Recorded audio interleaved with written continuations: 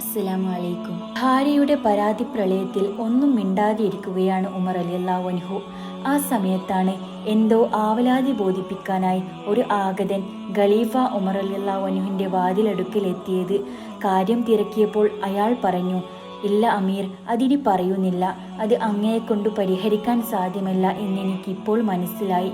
ക്ഷിപ്രകോപിയായ ഉമറിനു നിയന്ത്രിക്കാനായില്ല. എന്ത്, നീതി നടപ്പാക്കാൻ കഴിയാത്തവനാണ് ഞാനെങ്കിൽ ഈ സ്ഥാനത്ത് തുടരാൻ എനിക്കർഹതയില്ല. താങ്കൾ കാര്യം എന്താണെന്ന് പറഞ്ഞേ തീരൂ. അയാൾ വിനയത്തോടെ മൊഴിഞ്ഞു, അമീർ, താങ്കൾ ഇത്ര പരവശവനാവാൻ മാത്രം ഒന്നുമില്ല. വീട്ടിലെത്തുമ്പോൾ സ്ഥിരമായി അതുമിതും പറഞ്ഞു എന്നെ ശകാരിച്ചും സൗര്യം കെടുത്തുന്ന എൻ്റെ ഭാര്യയെക്കുറിച്ച് പറഞ്ഞു ഒരു പരിഹാരം അങ്ങയുടെ ഭാഗത്ത് നിന്ന് ഉണ്ടാവും എന്ന പ്രതീക്ഷയിലാണ് ഞാൻ വന്നു വാതിലിൽ മുട്ടിയത്. പക്ഷേ രാജ്യം ഭരിക്കുന്ന, പേര് കേട്ടാൽ ചെകുത്താൻ പോലും വഴിമാറി നടക്കുന്ന വീരശൂര പരാക്രമിയായ അങ്ങ് പോലും സ്വന്തം ഭാര്യയുടെ മുന്നിൽ ശബ്ദം നിലച്ചു നിൽക്കുമ്പോൾ ഞാൻ അക്കാര്യം എങ്ങനെ അങ്ങയുടെ മുന്നിൽ വന്നു പറയും? അതുകൊണ്ടാണ് ശ്രമം ഉപേക്ഷിച്ചു തിരികെ നടന്നത്. കോപിഷ്ഠനായ ഖലീഫയുടെ മുഖത്ത് ഇത് കേട്ടപ്പോൾ ഇളം ചിരി വിരിഞ്ഞു. ഓ, അങ്ങനെയാണോ സഹോദര? കാര്യം ഇരിക്കൂ, ഞാൻ പറയാം. ഉമർ പറയാൻ ആരംഭിച്ചു.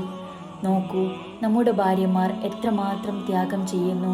ഒരു പരിചയവുമില്ലാത്ത കൈകളിൽ പിതാവ് ഏൽപ്പിച്ച അന്നു മുതൽ നമ്മെ മാത്രം വിശ്വസിച്ചും സ്നേഹിച്ചും വീട് വിട്ടവർ നമുക്കായി ഭക്ഷണം സമയാസമയം ഒരുക്കുന്നു, നമ്മുടെ വസ്ത്രങ്ങൾ അലക്കുന്നു, നമ്മുടെ വീട് വൃത്തിയാക്കുന്നു, നമ്മുടെ അഭാവത്തിലും വീട്ടിലെത്തുന്ന അതിഥികളെയും അയൽക്കാരെയും സ്വീകരിക്കുന്നു, നമ്മുടെ കിടക്ക വിരിപ്പ് വിരിച്ചു നമുക്ക് സുഖം നൽകുന്നു, നമ്മുടെ കുട്ടികളെ ശുശ്രൂഷിച്ചു സമയാസമയങ്ങളിൽ അവർക്ക് വേണ്ടത് ചെയ്തു കൊടുക്കുന്നു.